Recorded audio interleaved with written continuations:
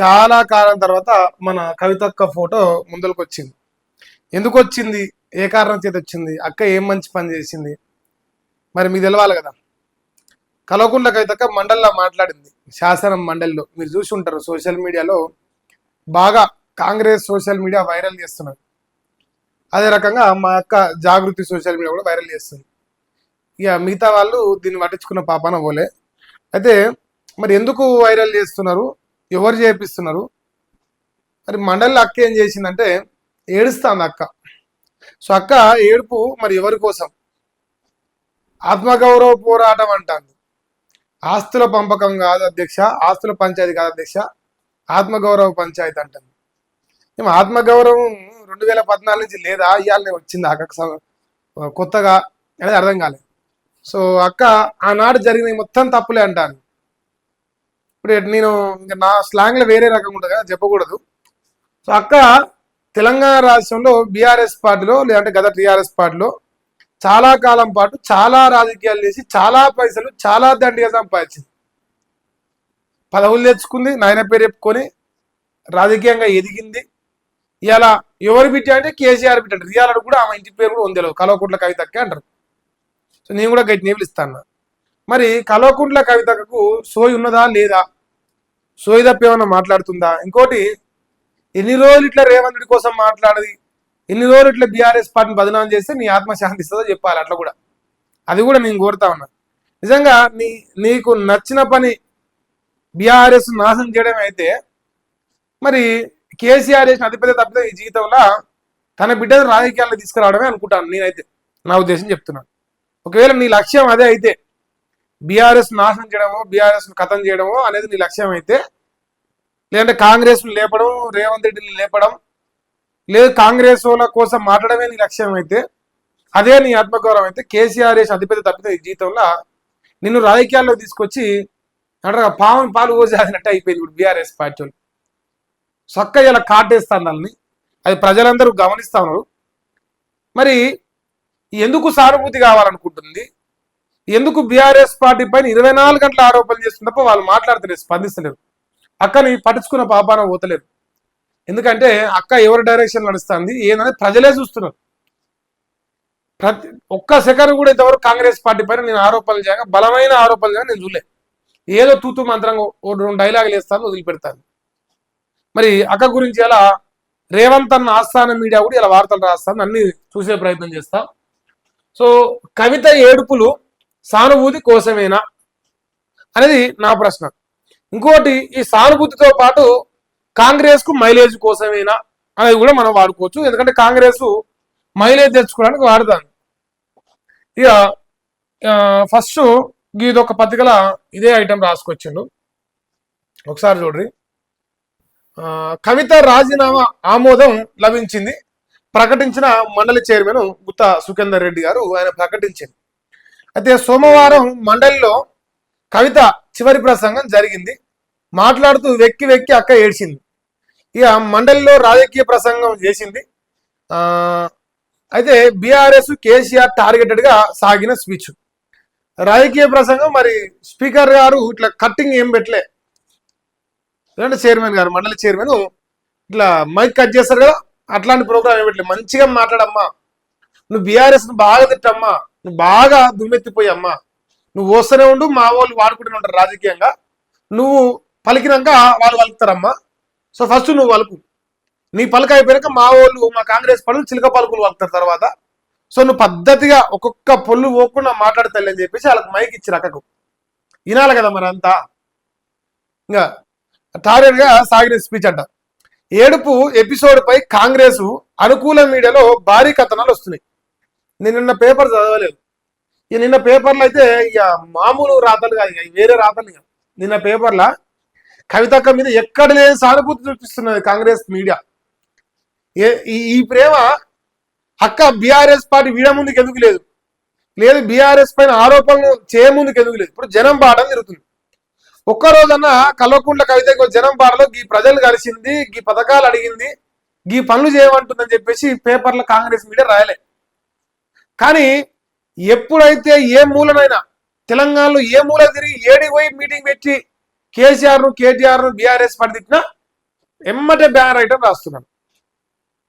First అక్క పలుకుతుంది సిల్క పలుకులు, తర్వాత మళ్ళీ ఎమ్మటే కాంగ్రెస్ పార్టీ పలుకుతుంది. అక్క తాననే వాళ్ళు తందా అంటారు. నీ బిడ్డకే సమాధానం చెప్తలేవు, మీ చెల్లికే సమాధానం చెప్తలేవు. ఈ డైలాగ్ అనాలంటే ఇప్పుడు అక్క ఏడవాలి.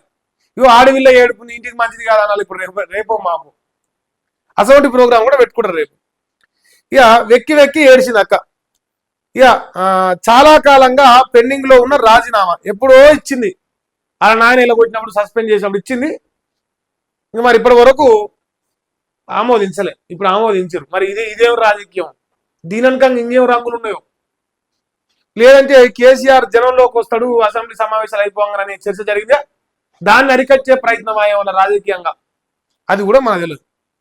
ఇక ఆమె మాట్లాడిన వెంటనే ఆమోదించడంపై అనుమానాలు వస్తున్నాయి.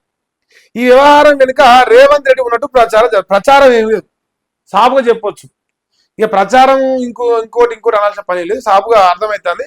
అక్క మాట్లాడాలి, అసెంబ్లీ సాక్షి అక్క మాటలు వినాలి, అవి రికార్డు కావాలి, కేసీఆర్ చూడాలి, తెలంగాణ ప్రజలు చూడాలి. తర్వాత ఇక చూసిర్రా నిండు అసెంబ్లీలా కేసీఆర్ బిడ్డ కేటీఆర్ చెల్లె ఏడు దోశల మనెత్తి పోసింది, బీఆర్ఎస్ లంగాలు దొంగలని వాళ్ళ మీద వేయాలని ఇప్పుడు అక్కతోని పలికియాలి. మరి అక్క మాట్లాడిన ప్రతి మాట వెనుకంగా రేవంత్ రెడ్డి యొక్క రాజకీయ లబ్ధి ఉన్నదని చెప్పేసి మరి సమాజం కూడా నమ్ముతుంది. అందుకే నేను కూడా పోలింగ్ పెట్టినా, మరి మీరు రెస్పాండ్ కావచ్చు. ఇది ఈయన రాసిన వ్యవహారం. ఇక ఇప్పుడు వీళ్ళు మొత్తమే నాకు తెలిసి అక్క టాపిక్ రాయారు, 100% రాయారు. వాళ్ళు పట్టించుకుంటలేరు. ఏమన్నా ఏట్ల పడి చావని మనకు అక్కడే లేదని వదిలేశారు. ఇక మన రేవంత్ జ్యోతిది, ఈ జ్యోతి పేరు రేవంత్ జ్యోతి, వార్త వస్తుంది పక్క. అంతే, బీఆర్ఎస్ కు డామేజ్ చేసే వ్యాఖ్యలు చేసినప్పుడే వస్తుంది వార్త, నార్మల్ టైంలో రాదు. తెలంగాణ అస్తిత్వాన్ని కాపాడే పార్టీ కావాలట. హైదరాబాద్ లోని తెలంగాణ జాగృతి కార్యాలయానికి తరలి వచ్చిన అభిమానంతో కలవకుండా కవితక్క. ఈ అక్క ఇంటి పక్కనే ఉంటట్టుంది ఆఫీస్ కూడా. ఈ ఆఫీస్ పైసలు కూడా కేసీఆర్, 20 లక్షల వాసి కూడా కేసీఆర్. ఏది చెప్పినా కేసీఆర్. అక్కకు ఇలా అది ఏది వచ్చినా, ఈవెన్ జీవం పోసిన కానీ లెక్క పెడితే అన్ని కేసీఆర్ పేర్లే. కానీ జీవం పోసిన జీవం తీసే కార్యక్రమాలు చేస్తుంది రాజకీయంగా, అది కళ్ళకు కనిపిస్తుంది. సో ఇది మన ఆంధ్రజ్యోతి రాధాకృష్ణ చంద్రబాబు జ్యోతిది. ఆ జ్యోతి మరి అలా రాసుకున్నది. సామాజిక తెలంగాణకై కలిసి నడుద్దామంటారట. జాగృతి విస్తృత స్థాయి సమావేశంలో కవిత వచ్చింది. ఇక రాజకీయ పార్టీ ఏర్పాటు దిశగా అడుగులేస్తాంది. ఎమ్మెల్సీ కవిత రాజీనామాకు ఆమోదం లభించింది. ఇక నిన్న రాసిన రాతలు నేను చూడను ఇప్పుడు, ఇక నిన్న మామూలుగా రాయాలి. ఇక దీనికి తోడు మన పెద్ద దొంగ, తెలంగాణలో ఒక పెద్ద దొంగ ఉంటారు, ఈయన రాసిండి అని కవిత రాజీనామాకు ఆమోదం. ఒకసారి నిన్నటి పేపర్ ఓపెన్ చేస్తే బాగుంటాడు, కొడుతుందిగా. మా మోతవారి నిన్న రాసి ఉంటాడు.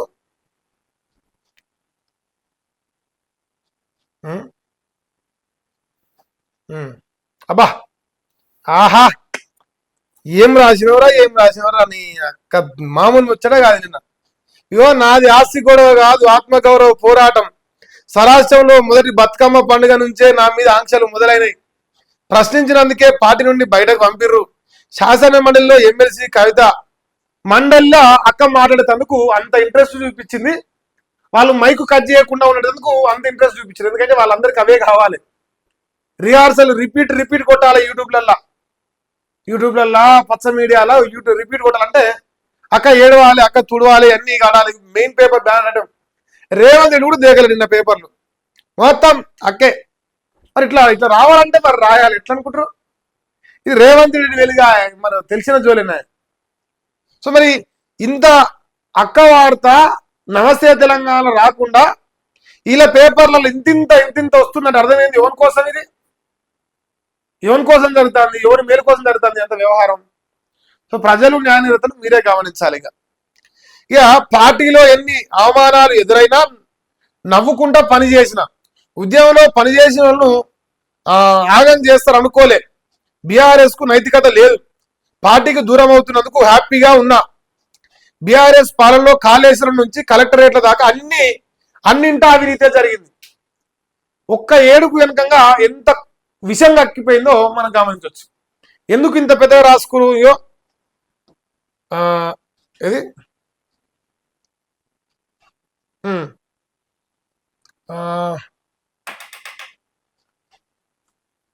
బీఆర్ఎస్ పాలనలో కాళేశ్వరం నుంచి కలెక్టరేట్ల దాకా అన్నింట అవినీతి జరిగింది. 1.89 లక్షల కోట్లు ఖర్చు చేస్తే కేవలం ఒకే కంపెనీకి 1,00,000 కోట్ల పనులు వేయాలి. ఇప్పుడు అక్కేమంటుంది, కాళేశ్వరంలో కుంభకోణం జరిగింది.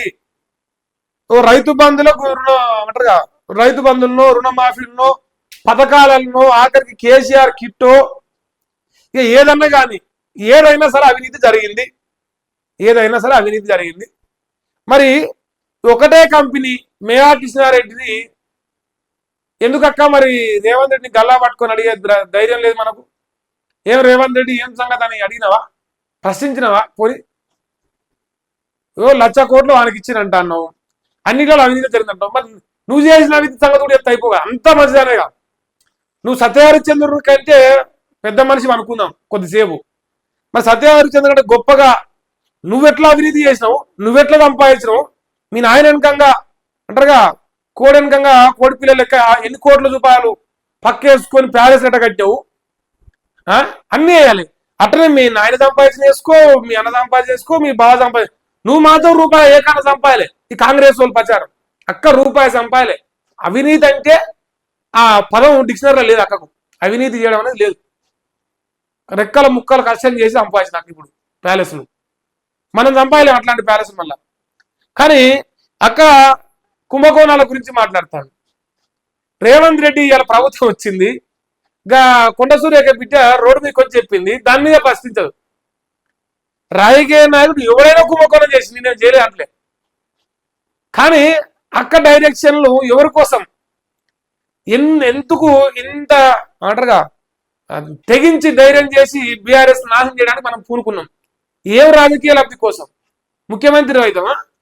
అంటే బీఆర్ఎస్ మీద తిడితేనో, బీఆర్ఎస్ పార్టీ మీద దుమ్మెత్తిపోస్తానో, మనం ఏడుస్తానో తుడుస్తానో మనం హైలైట్ అయ్యి బీఆర్ఎస్ పార్టీ పైన దుమ్మెత్తిపోస్తే రేవంత్ రెడ్డి ఏమైనా పదవులు ఇస్తాను చెప్పిండా? అట్లాంటి ఇస్తానని నమ్ముకుని నీ కర్మ అక్క. మస్తు మందికి ఎగ్గొచ్చిండు, అలా నువ్వు ఒక నెంబర్ అవుతావు అంతే. నీకే ఇస్తాను నువ్వు నమ్మితే నీ కర్మ. కానీ తెలంగాణ రాజకీయ అస్తిత్వం కోసం కొత్త పార్టీ పెడుతున్నా. ఏం పార్టీ? రేవంత్ రాజ్యాధికార పార్టీ పెట్టినావు. ఒకడేమో తెలంగాణ రాజ్యాధికార పార్టీని పెట్టి వాడేమో రేవంత్ రెడ్డి జోక్తాడు. నువ్వు డైరెక్ట్ రేవంత్ రాజ్యాధికార పార్టీని పెట్టినా. మలతేప కన్న రాడు కదా. ఇక మలతేప కన్న రావాలంటే మరి నియాస ఉంచోలు, ఆ మరిగాస ఉంచోలు అంత దొంగలందరూ చేరి మరి రేవంత్ రెడ్డి కూర్చోబెట్టారు మన కుర్చీలా. ఇప్పుడు గింజెక్కొచ్చిండు, తర్వాత ఇంజెక్కొడతాడు. మరి ఎగ్గొచ్చేటోడే కదా ముఖ్యమంత్రి. ఇప్పుడు ఇక తన రాజీనామా ఆమోదించాలని మండలి చైర్మన్కి విజ్ఞప్తి చేసింది. విజ్ఞప్తిని ఏమంటే ఆయన ఆమోదించేసింది, అయిపోయింది. ఇగో బిడ్డల మీద ప్రమాణం చేస్తాంది. ప్రమాణం చేసింది కదా, సంతోషమే. నీ కళ్ళ పుట్టిన ఇద్దరు బిడ్డల మీద ప్రమాణం చేసిండు. ఇంటి కులదైవం అంటే లక్ష్మీ నరసింహస్వామి అంటాను, ప్రమాణం చేస్తుంది.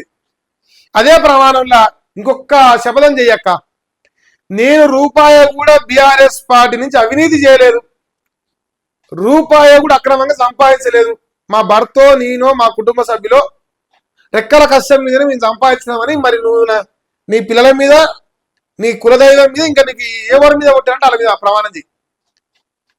మంది మీద మనం ప్రమాణం చేస్తాం, మన మీద మనం చేసుకోమా? మనం ఎంత మంచోళం, మనం ఎంత బ్రహ్మాండమైన సంపాదన ఎట్టు వచ్చింది? 20 లక్షల వాసిలో మయ్య సొమ్ము రూపాయలు లేదని ప్రమాణం చేయట కూడా. ఎందుకంటే మేయ లంగే కదా అంటున్నావు కదా, ఎట్లా మాయ లంగా, మా బావ లంగా, మా అన్న లంగా, నేను ఒక్కదాన్నే మంచిదాన్ని, నేను సత్యహరిచంద్రుడి కంటే మంచిదాన్ని అని చెప్తున్నావు కదా. ఎంత మంచిదాన్ని మేము కూడా చూస్తాం. ప్రమాణం చేయి నీ కళ్ళ పెట్టే పిల్లల మీద. రూపాయి సంపాదలేదు.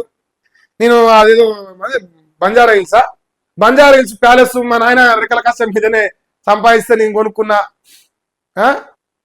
అస్సలు ఏ కాన కూడా నేను సంపాదలే, ఎవరిని బెదిరియలే. ఏది మన షాపింగ్ మాల్లో పోయి పైసలు వసూలు చేసుకొచ్చుకోలే, అస్సలు ఏం చేయలే. అంత చక్కగా సంపాదించింది ఓన్లీ బీఆర్ఎస్ పార్టీ అక్క తప్ప మిగతా వాళ్ళందరూ లంగలు దొంగలే.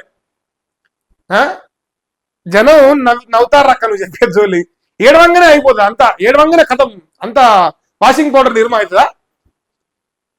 ఏడవంగానే వాషింగ్ పౌడర్ నిర్మా కాదక్క, వదిలేయి. మరి మీ నాయన 2014 ముందు వరకు, నిన్ను బీఆర్ఎస్ పార్టీలో తీసుకురాక ముందు వరకు నీ ఆస్తి ఎంతో గత బంధం ఉంచుకొని మిగతా అంతా బీఆర్ఎస్ పార్టీ లంగల పార్టీ, దొంగల పార్టీ.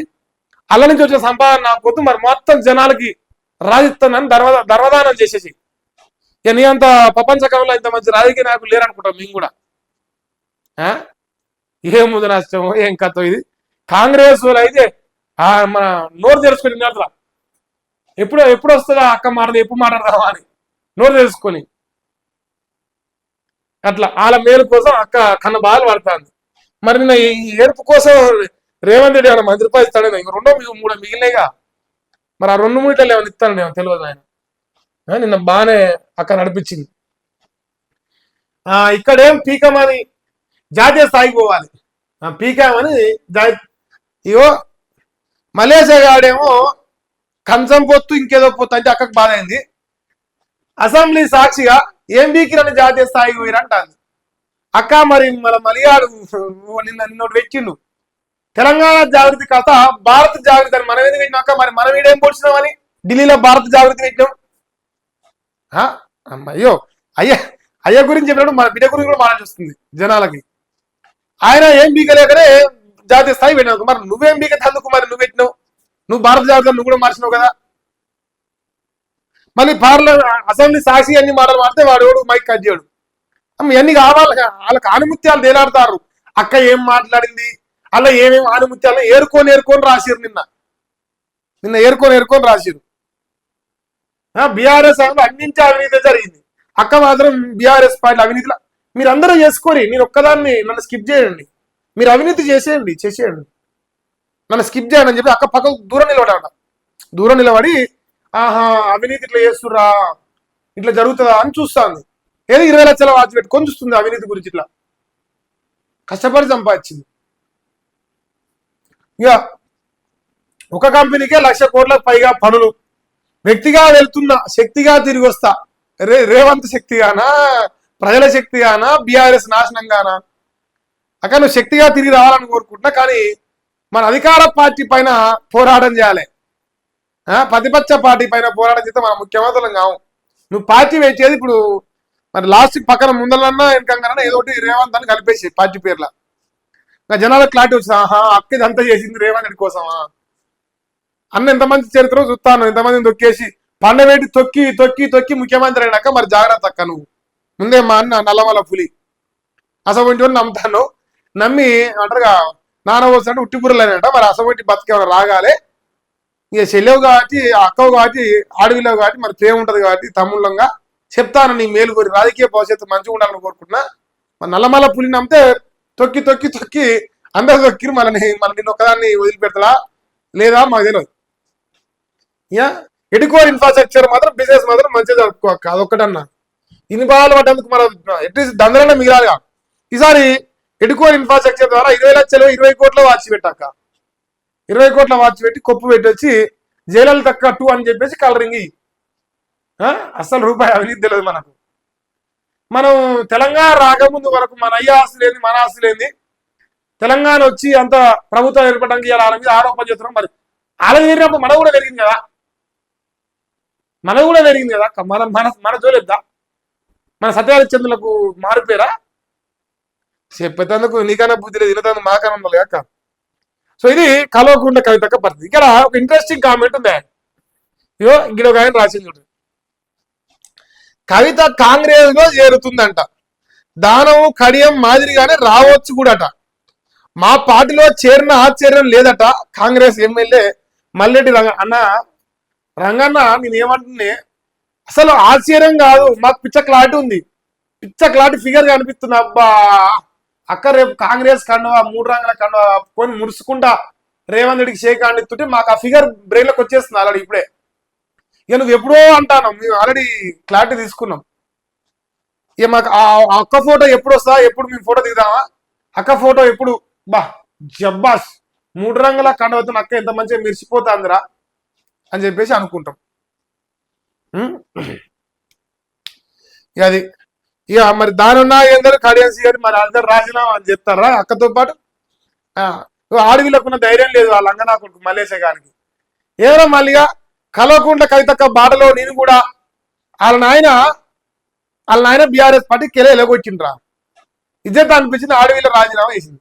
నువ్వు మొగపుట్టుగా పుట్టావు గాడిద నా కొడక, నువ్వెప్పుడు రాజీనామా చేస్తావురా, నువ్వు కాంగ్రెస్ పార్టీ నిన్ను జీవితం ఎలాగొచ్చింది, సిగ్గిలాడుతున్నా నీకేమన్నా, నువ్వు కూడా చెయ్యి అక్కతో పాటు చేయరా రాజీనామా సవట. నీ సకాలం మాను వాడు చేయడు, వాడు సండు నా కొడుకాయ, వాడు వీకేది ఏమి లేదు మళ్ళీ వాడు అనుకోని కూడా. సో ఇది పరిస్థితి. ఇంకా నిన్న మరి మనం చదవలే కదా, నిన్న కోర్టు పోయినాయి, అందువల్ల నేను చేయలేకపోయినా. మరి ఇవాళ ఆస్థాన మీడియా మొత్తం కల్వకుంట్ల కవితకని పాపం చాలా మైలేజ్ ఇచ్చి 2 రోజులకెళ్ళి హైప్ లేపినాయి.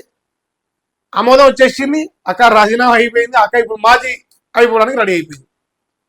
ఇక తాజా మాజీ అంతా కలిసి రాజీనామాలు చేసి మరి రేపో మాపు గడ ఆడ దాననాగేందర్ అంట ఎలక్షన్ వస్తాయట మొదలు. ఆడ కవితక్క పోటీ చేసి తెలంగాణకు వేగుసుక్క లెక్క, వేగుసుక్క అంటారు ఏమంటారు ఆయన, తారా కిరణం ఏదో అట్లా అక్క వెలగాలి. ఖైరదాబాద్కి వెళ్ళి అక్క ఎమ్మెల్యేగా గెలవాలని నేను కోరుకుంటాను. ఆ ఎమ్మెల్యేగా అసెంబ్లీకి వచ్చి రేవంత్ రెడ్డి కడిగేయాలని కోరుకుంటున్నా. కడిగేస్తుందా చెప్పురే మీరు కామెంట్ సెక్షన్ లో, కడిగేస్తుందా లేదా?